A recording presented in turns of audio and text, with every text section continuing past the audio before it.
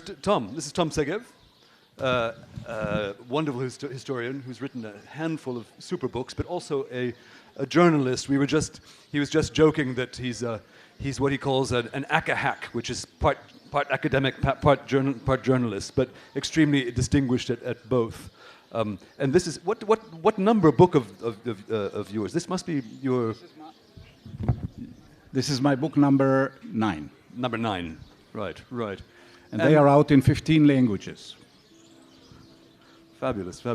And here's Avi Shlaim, who is equally, if not more distinguished, and who has a stack of books as well. But we're here actually to talk about Tom's book.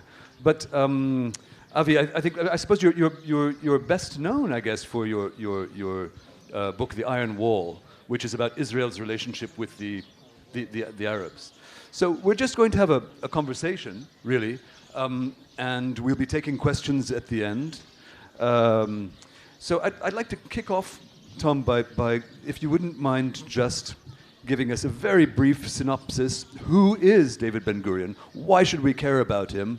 Why should we buy, this 2 kilos of erudition? I have a very short and simple definition for David Ben-Gurion.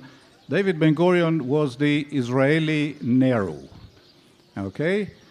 Ben-Gurion was a man who was considered and is still considered by many people as the father of the modern state of Israel, founded in 1948.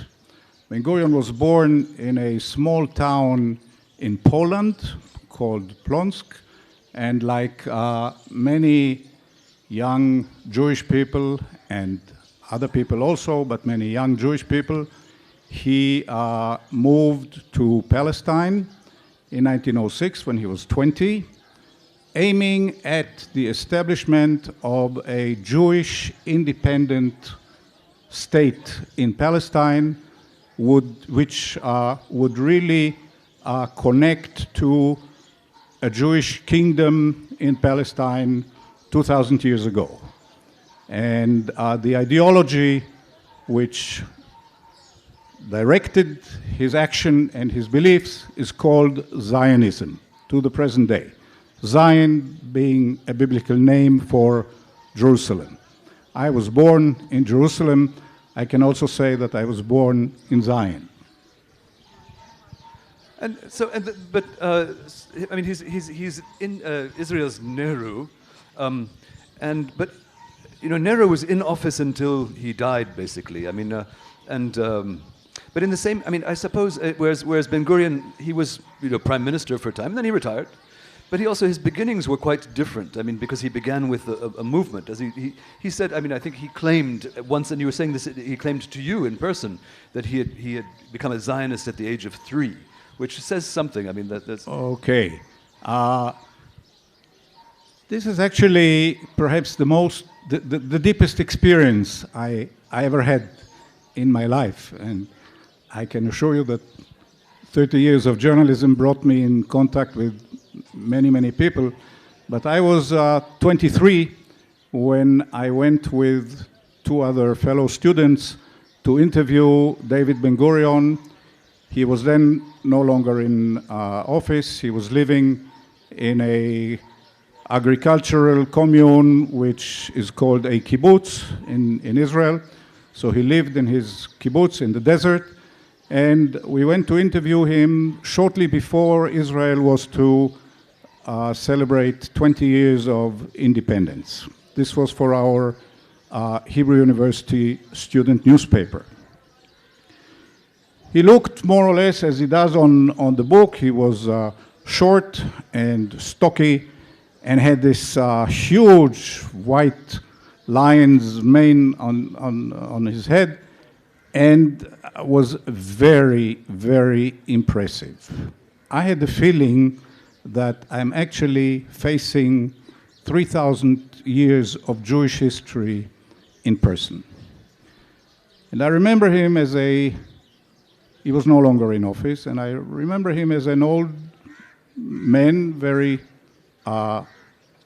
sad and disappointed, and very lonely. I will never forget how all of a sudden this old man says to us,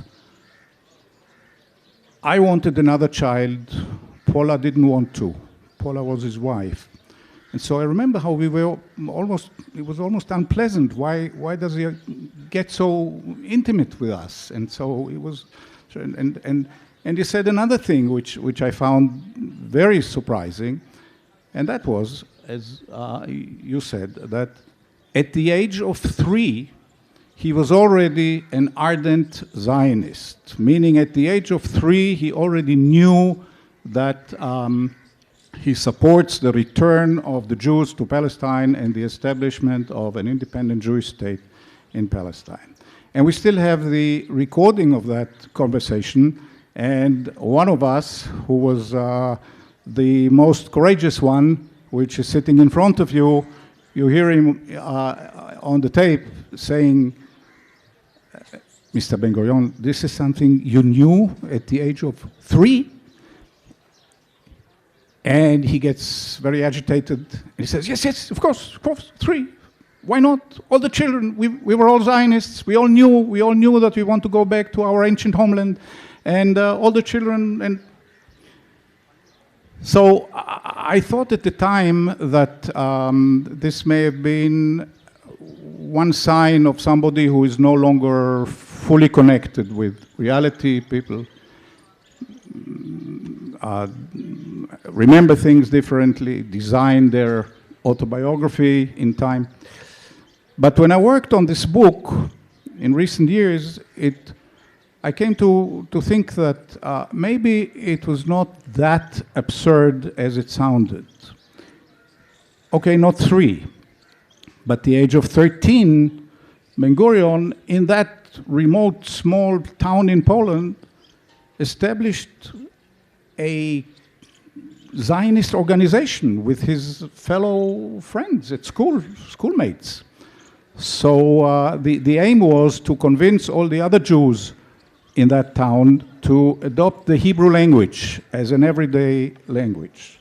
The people in that town spoke Polish, naturally, Russian maybe.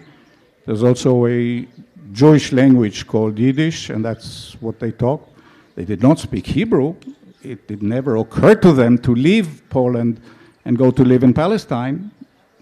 They had no idea that the Holocaust will come and force them to leave or kill them all. Anyway, at the age of 13, he established that club, and so I concluded that Ben-Gurion was a man who, from a very early age on, regarded Zionism as the essence of his identity, the core of his personality.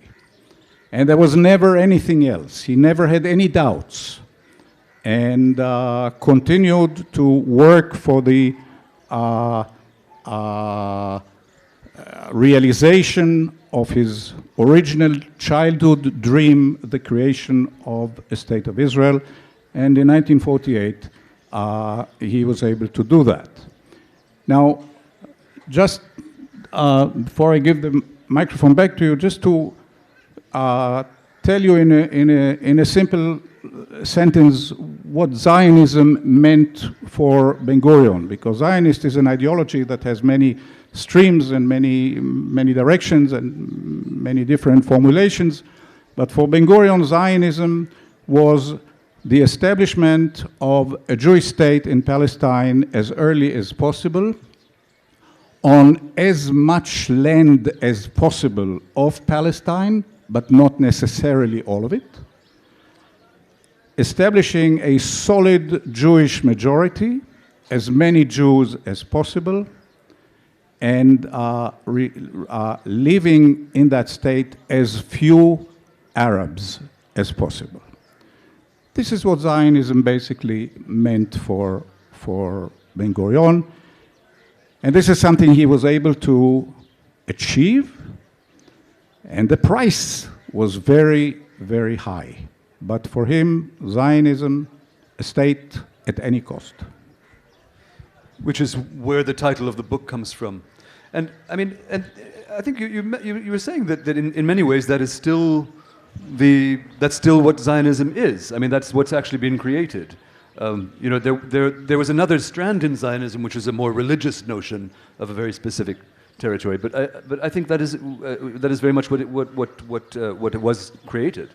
Avi, would you come? Where would you place Ben-Gurion in Zionism? In the Ben-Gurion represented one strand of Zionism, which Tom summarized very, very concisely. The aim of Zionism from the beginning was to create a Jewish state on as much of the land of Palestine as possible, with as few Arabs in it as possible. That's the essence of Zionism. I'm a great admirer of Tom, but not of the subject of his book. I admire Tom, and I think I have read all his 9 books, because he's a serious historian. He goes to the archives, he collects all the material, his books are deeply researched, but he's also a very talented writer. So it's not sort of scholarly history with a lot of footnotes. He brings people and events alive. So his books are a joy to read, including this one, because he's a good storyteller. But I don't really like David Ben-Gurion, because he represented the most hardline and exclusive strand in Zionism. The Zionist movement said it doesn't intend any harm to the Palestinian population in Palestine. The Jews would like to come to Palestine from Europe mainly and develop the country for the benefit of all its people. But this is just rhetoric. The reality was that the Zionist movement was an exclusive nationalist movement, and the Balfour Declaration in 1917 gave them a start. Britain promised Palestine to the Jews as a national home for the Jewish people. In 1917, the Jews were 10%, the Arabs were 90%. And Britain accorded national rights to the minority of 10% and denied them to the 90%. So with the Balfour Declaration started the systematic Zionist takeover of the whole of Palestine, a process that continues to this day. And David Ben-Gurion was a major player in this process. There was a huge gap between the high ideals of Zionism and the reality of its treatment on the ground. And Zionist leaders filled in this gap with hypocrisy and humbug. And Ben-Gurion was no different, he was no better and no worse than the other Zionist leaders. But Tom, the title of Tom's book is apt. It's a state at any cost, because Ben-Gurion was completely ruthless and single-minded, and he proceeded by force of arms towards establishing a Jewish state. So that's his great achievement, the creation of the state. But later on in the discussion, I would like to be more critical than Tom about Ben-Gurion's policy towards the Arab world after the establishment of the State of Israel. Just to stay above the politics for a moment, you don't particularly like Ben-Gurion as a historical actor, but in the book, frankly, he also comes across as a not particularly nice person. I mean, would you agree with that, Tom? I mean, would you? No, he was not a nice person. He was not a nice person. Everybody always asks me, "Do you like him now?" No, he was very single-minded, as you say. He had no friends. He was disloyal to his wife. He had 4 love affairs, which is, interestingly enough, are documented in love letters which he writes to 4 different, not together, during his life, to 4 different women, and he is already a well-known leader of the Jewish people. So what do you think? What did you think writing to his girlfriend in Vienna, I'm coming next week to Vienna to see you, but don't tell anybody? How can he be there without any... So that's an interesting character trait, that he could be very naive. He also had... he did very strange and unexplained things, some of them with political significance, such as in 1956, when he decided that in collaboration with England and France, we will try to get rid of Egyptian President Nasser. So how could he think in 1956 that 2 sinking colonial powers would create a new Middle East for him?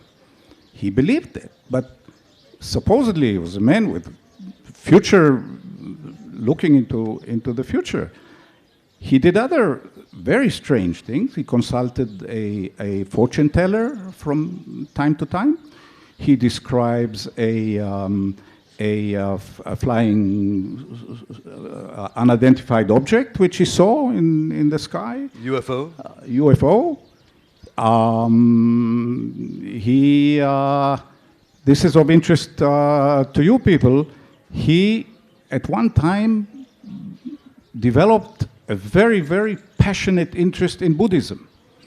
So he was on an official visit to Burma and extended the visit to study Buddhism. The Burmese Ben-Gurion, called UNU, gave him Burmese scholars, Buddhist scholars, and for 10 days he studied the essentials of Buddhism, coming back to Israel, believing, he wouldn't be Ben-Gurion if it were otherwise, believing that he now is an expert on Buddhism. And he began to write articles, including a long article in the New York Times, because it made the world story. Wow, the first prime minister of the Jewish state believes in Buddhism. He didn't believe in Buddhism. What he hoped to find in Buddhism was an ethical, a collection, an ethical teaching that doesn't have God, because he had a problem with God. He constantly asked himself, ever since he was very young, do I believe in God? At the beginning, he said, no, I don't believe in God. God is not something that exists. God is something that God has not chosen the Jewish people. The Jewish people chose God, among other gods. That's how. So this is something that constantly occupied him. He was completely secular. He held nothing of the Jewish commands, not eating, nothing at all. He worked on Jewish holidays and everything. But then what makes you a Jew? Wow, that's a big problem. I did see the other day a headline in a Indian newspaper which we got on the plane. The headline was, who is a Hindu? So there is some similarity about how do you define your identity. So in cause of that, he went to Burma. This is only one of the things which I tell you which are very strange. And the most famous picture of Ben-Gurion is of a 85-year-old man in a bathing suit standing on his head, because he had some kind of doctor, spiritual guide who told him that it is good for him to stand on his head, and then he felt so happy about it that he goes out on the beach where all the photographers wait and stand on his head, like a little bit like Mao Zedong did. I'm strong, I can still swim, and Putin does on his horse. Maybe old statesmen like to do these kind of things, but I'm telling you all this because I found Ben-Gurion very different from the traditional image we have of him, which is somebody who is carved of stone or made of metal, standing on a high pillar. And no, he could be very romantic. He could be very poetic. And the diary he wrote is an amazing document because he started writing it at the age of 14. Again, an indication of how early in life he felt that what he thinks or what he feels has meaning for history. And he kept writing it every day until the very last days of his life. He died at the age of 86, I think, in 1973. And parts of this diary are still held under Israeli military censorship. Not many, but some parts are still not allowed to be published.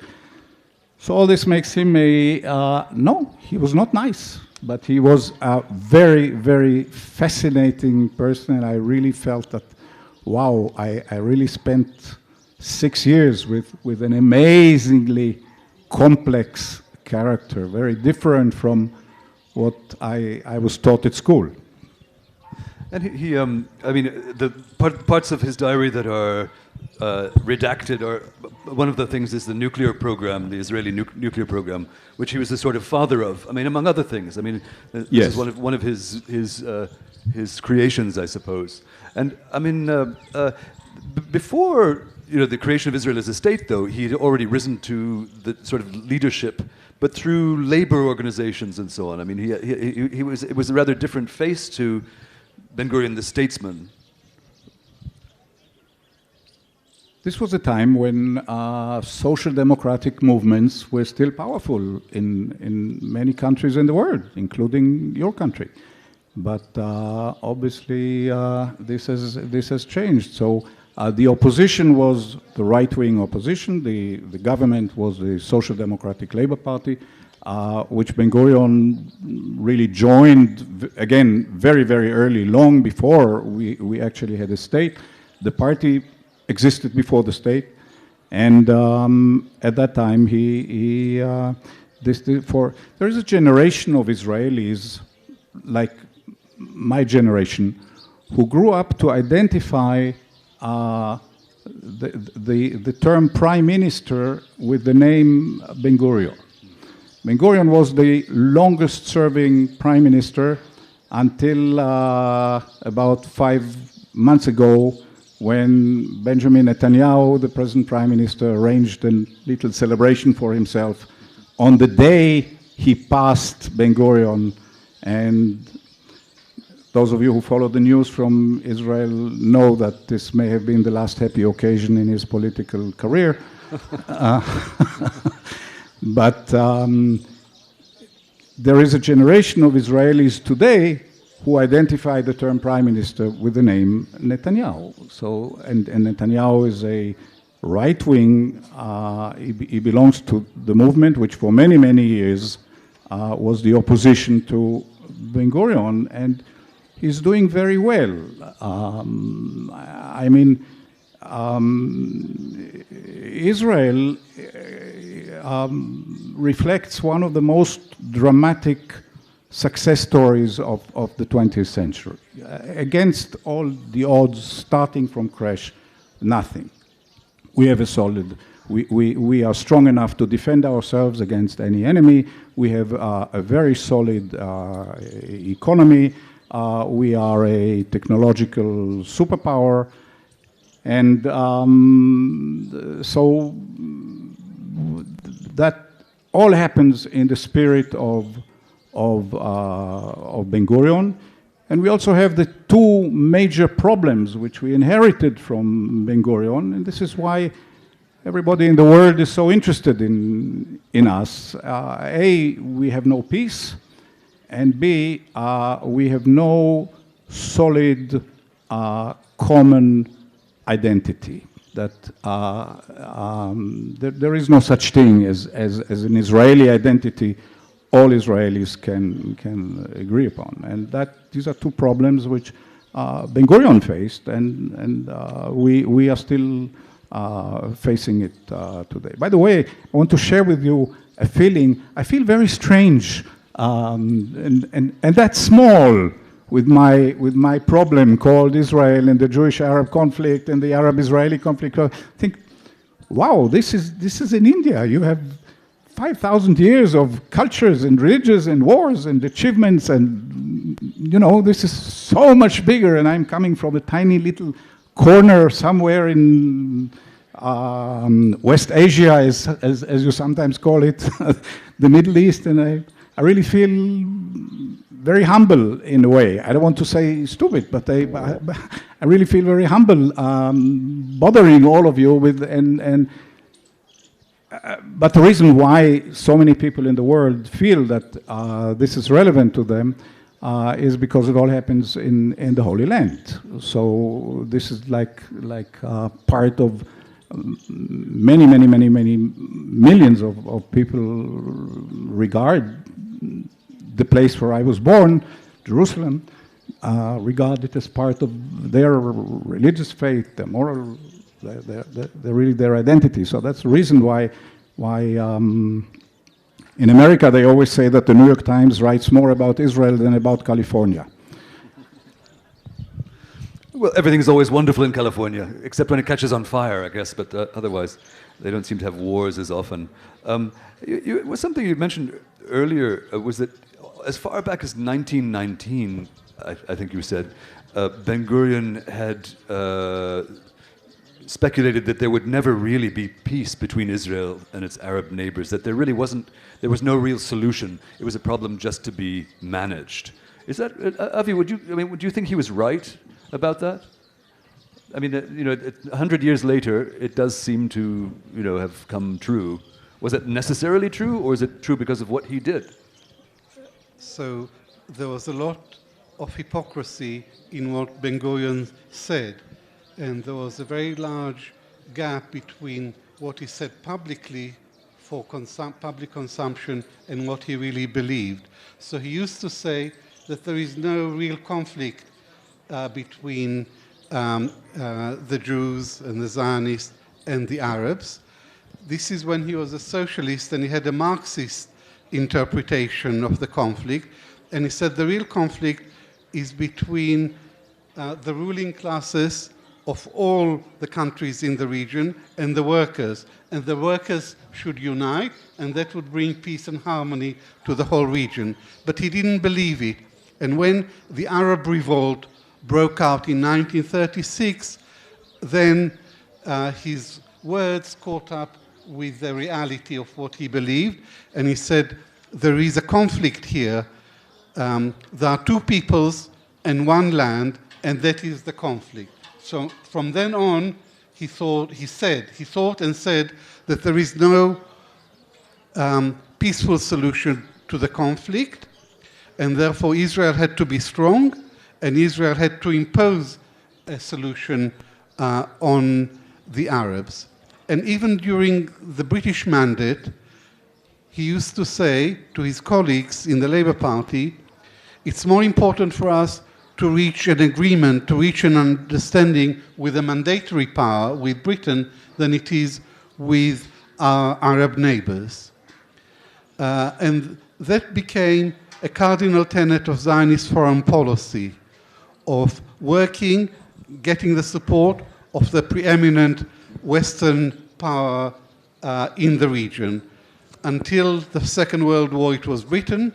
So Zionism had an orientation on Great Britain, which started with the Balfour Declaration, the great breakthrough.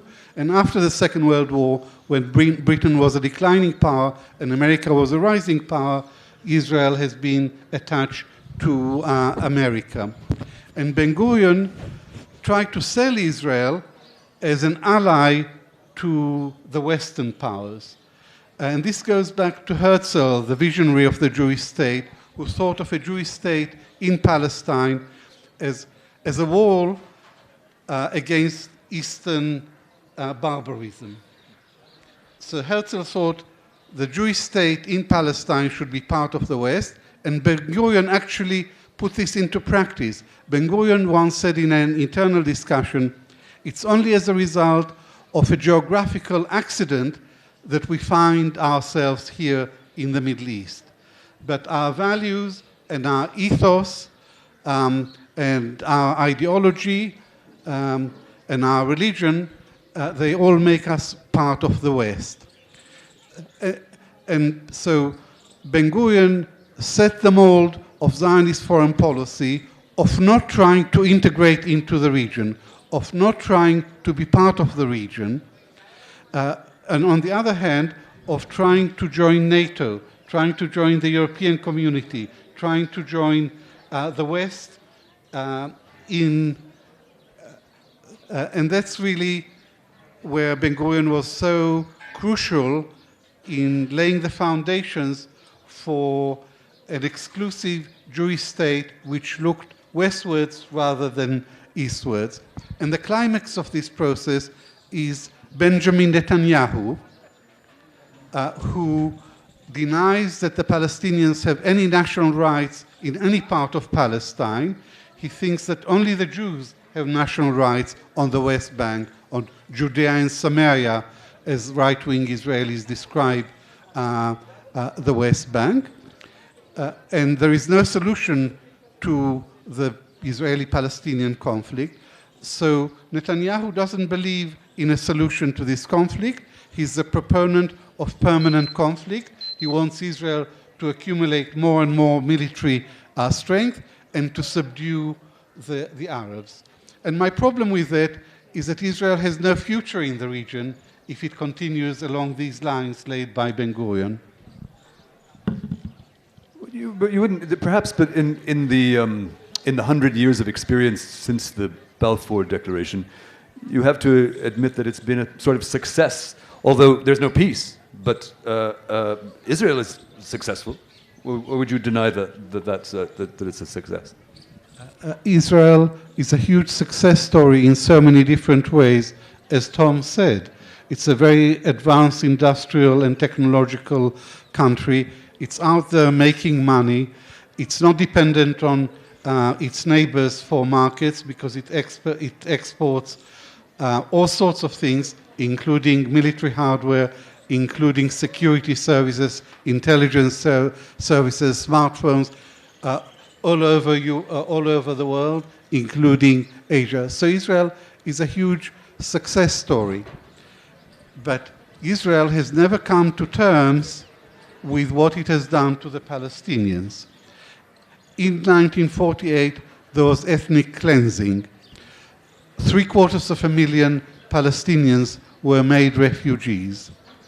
And Israel has never admitted responsibility or even part of the moral responsibility for creating this problem.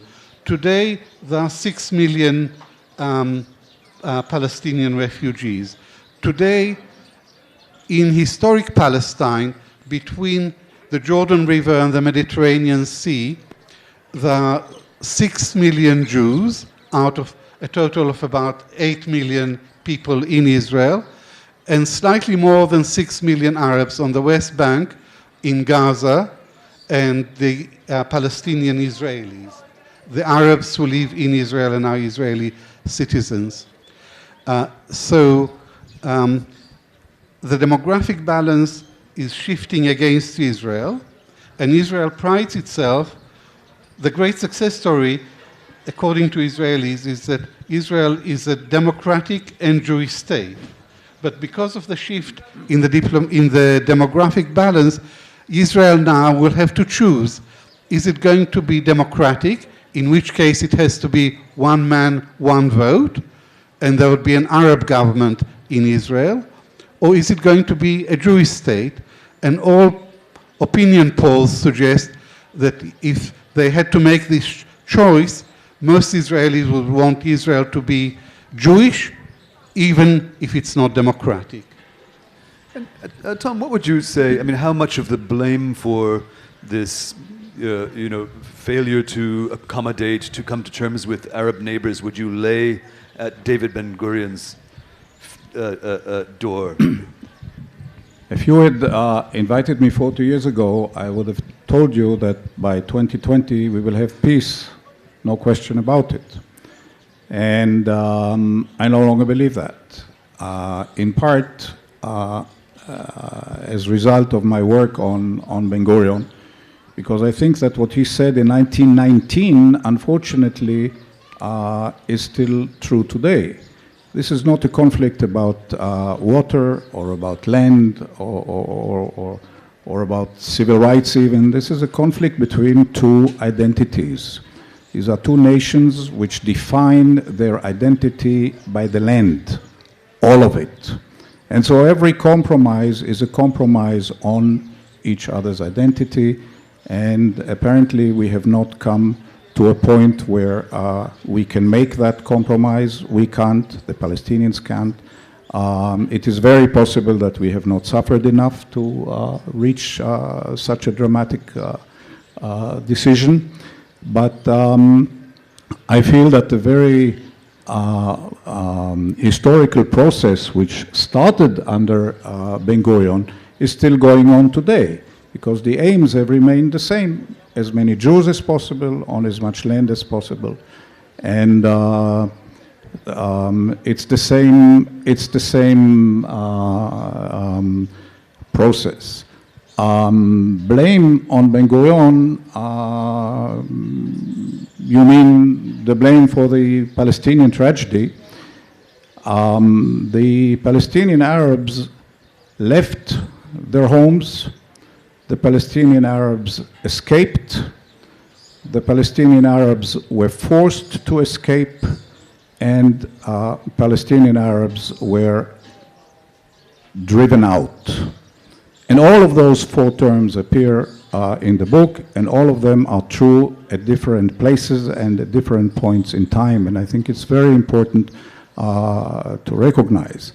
Still, I feel that we in Israel have a responsibility, perhaps even not only for the tragedy itself, because that's something in debate between historians, as you know better than I do, but there is absolutely no debate on the fact that Israel did not let these people return. And so, at least in that sense, we share part of the responsibility for the Palestinian tragedy. Now, having said that, I also keep in mind that there is hardly any modern nation today that does not have a black chapter in its history. All countries in Europe have black chapters in their history, and to me the question always is, what do you do with that? What do you do with it? How do you deal with that? And the first way to deal with that is to recognize it. And so we get to countries like Australia or Canada or even America, and Germany, of course, comes to mind, but other countries in Europe also, who first of all recognize the dark chapters in their history, and then ask themselves, okay, so what do I do about it? But first of all, to recognize. And we have not even reached the point where we can recognize our responsibility, not even for part of the Palestinian tragedy as we know it today. And I belong to, I regret to say, not many Israelis who very much regret the fact that we have not reached that point. And I think this would be the first major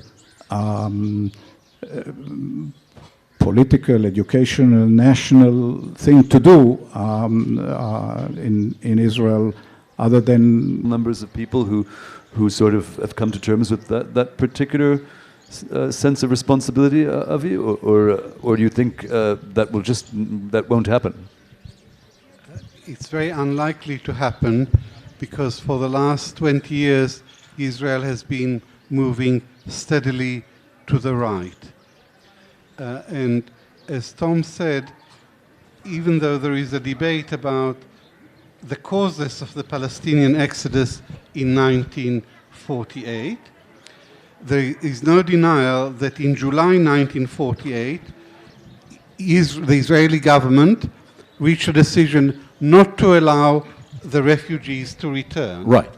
And the pattern in the world is that civilians who become refugees and are innocent, after the end of hostilities, are allowed to return to their homes.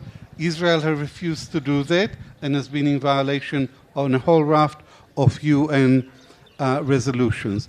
And no Israeli... I don't know what the Indian-Pakistani situation is about that. Did refugees allowed to come back? The answer is complicated. It's complicated. More complicated than ours even? Yeah, okay. Yes. But you know what Avi is talking about. And no Israeli politician has ever suggested that Israel should apologize or express regret. And whichever you look at it, the establishment of the State of Israel in 1948 involved a monumental injustice to the Palestinians. There is no getting away from that. The question is, should Israelis acknowledge that and express regret, or continue to deny any responsibility? I'm a historian, so I can't change events, but I have written honestly about 1948 and what happened. And Palestinians say to me, thank you very much, because you have written true history, history as we experienced it in 1948. Thank you. I can't do anything for them, but just telling the truth means something to people at the human level. And I don't see any prospect in the foreseeable future that Israel would come around and express that kind of regret, because the trend in Israeli politics, and I don't say this lightly, the trend is towards fascism. And I define fascism, I don't use the term loosely, I define fascism as putting the nation and the national interest above law and morality.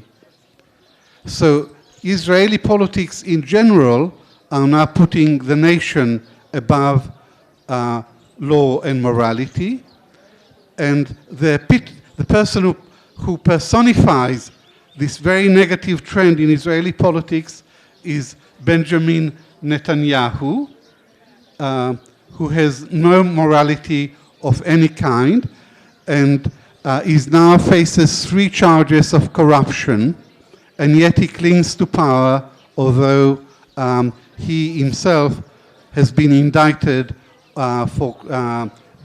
so with leadership like Benjamin Netanyahu, I don't see Israel being mature enough to acknowledge historic wrongs. And I suppose, I mean, if Ben-Gurion is the Israeli Nehru, in the same way that Israel has moved to the right, India, in very much the same time frame, has also moved very much to the right.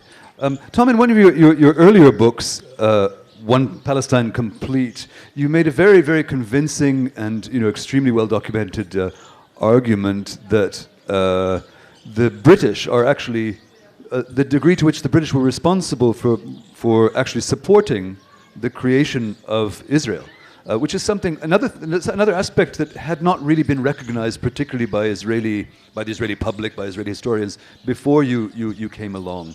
What do you think? What would Ben-Gurion have said about your sort of discovery historically that actually the British, for all of their wishy-washiness, even after the Balfour Declaration, they actually did many, many moves which made it possible? Do you think Israel, would he have said that Israel would not have been possible without the British?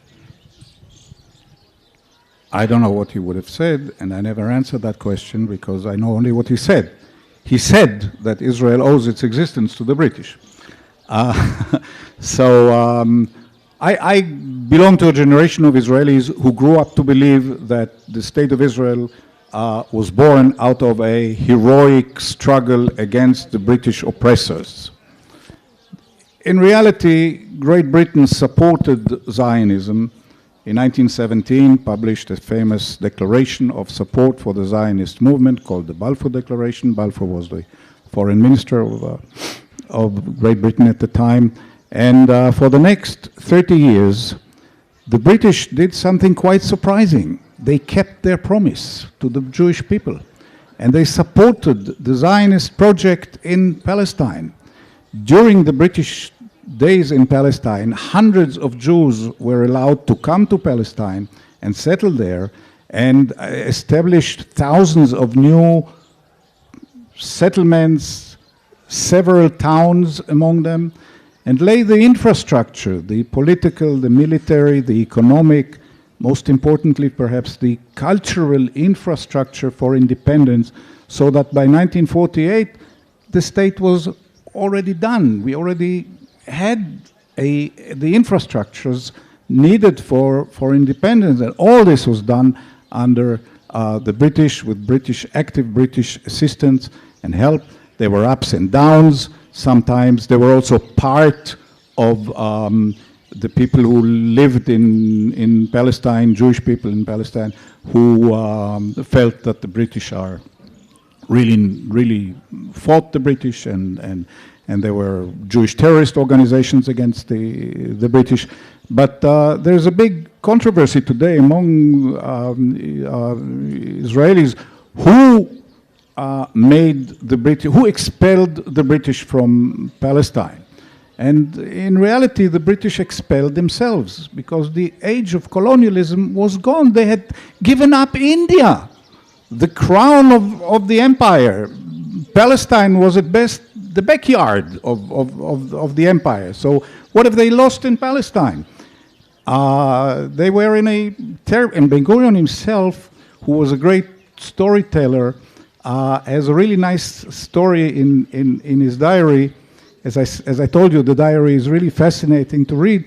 He describes a conversation he had with a British politician in February of 1947 in London. February 1947 happens to be the coldest February in recorded weather history. Okay? So it was a very cold day. And the meeting was set at the Hotel Dorchester, the Dorchester Hotel in London. Ben-Gurion gets to the Dorchester Hotel, and he realizes immediately that the hotel is not heated. And so he asks, and the guy who met him, a man called Oliver Stanley, he says to him, "Mr. Ben-Gurion, keep your coat on. I also have my coat on." So they both sit in the lobby of one of the most expensive hotels in Europe, and the hotel is not heated. And Ben-Gurion says, well, the British Empire has a problem. If they don't have... Ben-Gurion turned to the Americans, to support Israel afterwards, yeah. We could keep chatting for a long time, but I'd like to open up the floor to questions, because we don't have so much time. Right here in the front, are there microphones here? There we go, yes, yeah, thanks. I love that part. I just want to ask one question. You have been, trying to say that Ben-Gurion was not, people perceive him as a very great leader. What I want to know is, he said about creating the Israeli state. If the Palestinians had not been evacuated or had not been asked to leave that place, where would the state of Israel be created? What I feel, the way I have been perceiving what's going on, should, erecting skyscrapers, first floor, second floor, ground floor, the Palestinians, and the top floors, the Israelis. That is how it should have been set about to build the state of Israel. And do you think if Ben-Gurion would not have been there, would you be sitting here as an Israeli? Do you think so? I'm not against the peace process, but... What Israeli? If he had not been there, would you have been sitting here as an Israeli? Do you think so? Yeah. Would you be sitting here as an Israeli? Would I have been created without Ben-Gurion. And one more thing, how would you think he should have said about it? Like a skyscraper, the first few floors, the Palestinians, and the top floors, the Israelis. Was that possible at that point in time? I mean, was that possible? And is that still possible, or what is the solution to the Israel-Palestinian problem? I have a very hard time answering any question that starts with if. In America, they have the if history, which I really think, I don't know what would happen if. I can tell you that Ben-Gurion was the major force that made the political project of the State of Israel possible. As I told you, it really started 30 years earlier, in 1917, when the British first came to Palestine. At that time, Ben-Gurion was a young man who had very little influence. He had big visions, but he was still... So it started before Ben-Gurion. The Zionist movement started before Ben-Gurion was even 3 years old. But It is very much, nothing is a creation of one man. And Israel is not the creation of one man, but you are correct in the sense that everything is still very much relevant. And Ben-Gurion, by the way, is very, very popular in Israel. While I was writing my biography, 4 other biographies about Ben-Gurion have been written in Israel, and they all do very well. And a movie has been done about Ben-Gurion, which people, people order a babysitter and go out and looking for parking and buy tickets to see a movie about a politician. Because Ben-Gurion now symbolizes statesmanship with integrity, and the longer Netanyahu remains in power, the stronger the popularity of Ben-Gurion becomes. The better everyone else looks, yeah. And I think we better take another question. Okay. Can we move on, Tom? Can I? Avi, I'm here. Oh, there you go. Oh, sorry. Yeah, all right. Avi or Tom could take this. My name is Sridhar Balan. I am a publisher and an author. I was actually trying to react to what Avi you said. The question is of Netanyahu trying to cling to power at any cost. The last elections in Israel did not give him a very clear mandate. And very true. And it was thought that there would be a division of power. Now, my point is that in the process of swinging to this right, is there a possibility that the democratic institutions that actually return you to power could be undermined, that the entire process of legitimacy could be questioned? And is that a parallel that we may draw, because we are actually seeing what Max had said, this whole question of a shift to right among many countries? And is it possible that we may be able to draw a lesson and a parallel to this? I would like to have your thoughts on this. Thank you.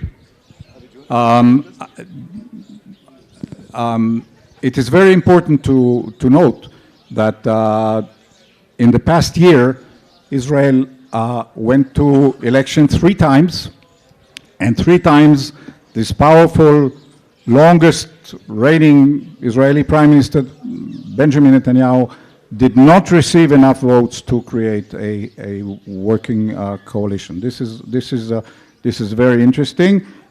Make no mistake, the major attack on Netanyahu comes from the right. If all right-wing parties in Israel would support him, he would be stronger. But that's interesting. But still, I think the democratic process in Israel is very, very far from what Avi Shlaim calls fascism. Democracy has its ups and downs in every country. Many countries in Europe and your own country has moved from social democracy to different form of capitalism and economy, and with it also different style of government. So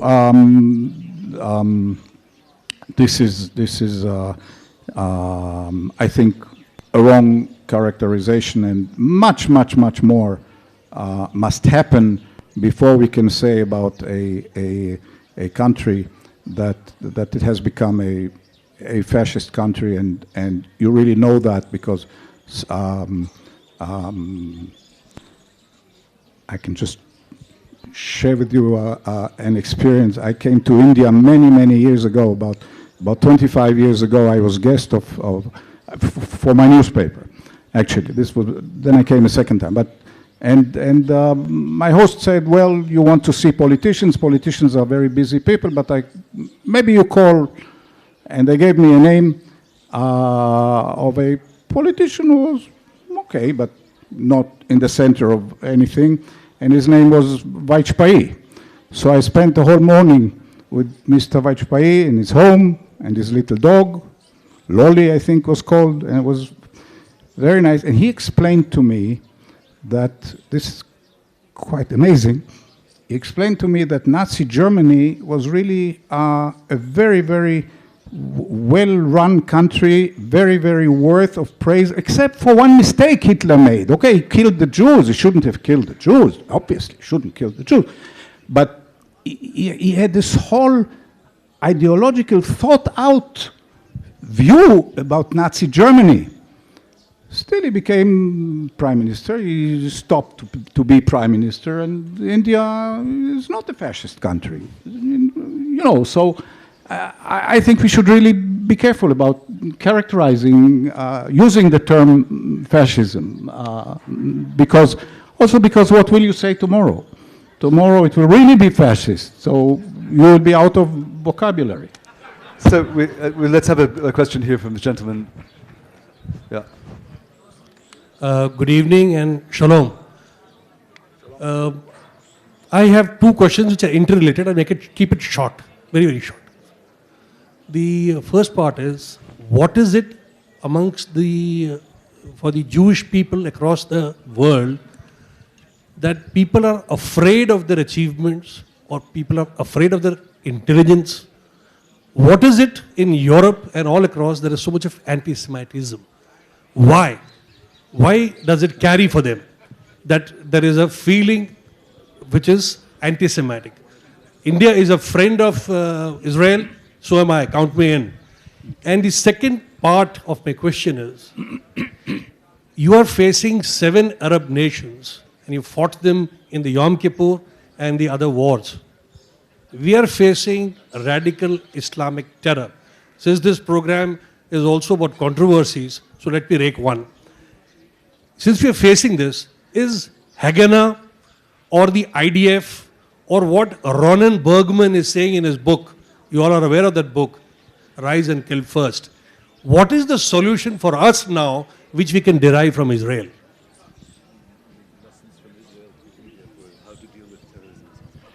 You want Israel to teach you how to fight terrorism?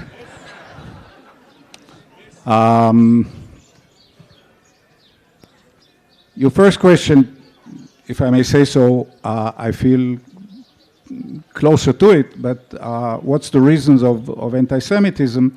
Why do people hate the Jews?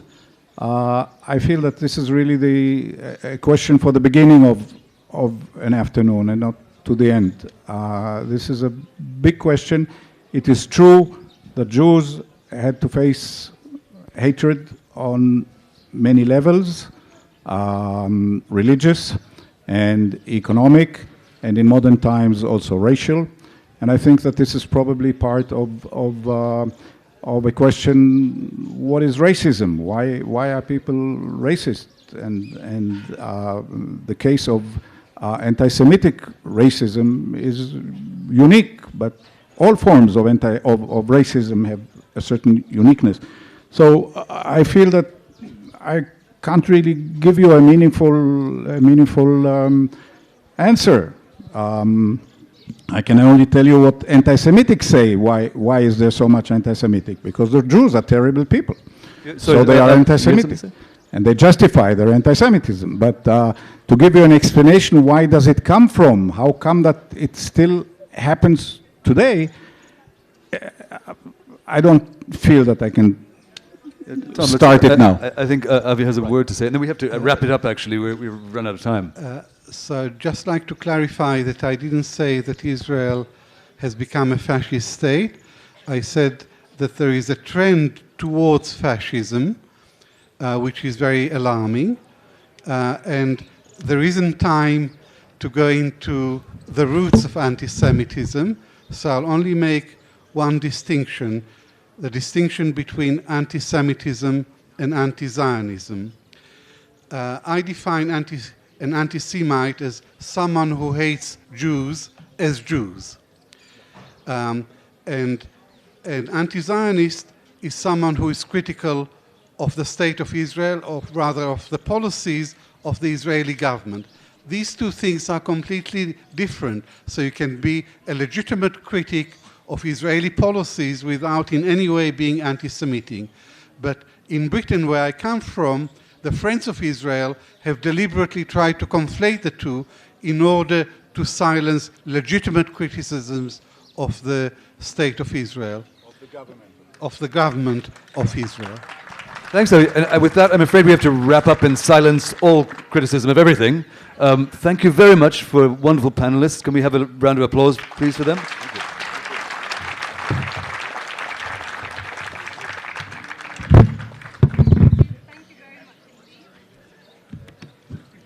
guys. So no, it's not working. Well done, guys. Thank you, William. Thank you very much indeed to Tom Segev, Avi Shlaim, and Max Rodenbeck. The authors will be signing their books at the book signing desk next to the Mughal tent. If you would like to stay with us in Sambad, we're having a break now, but our next session will start at 5:15 p.m. Session 37 is Crime and Punishment with Neeraj Kumar, Ashwin Sanghi, in conversation with Sudha Sadhanand. So I hope to see you shortly. I almost immediately have said yes. I missed the email. He wrote it about 3 weeks ago saying, I am still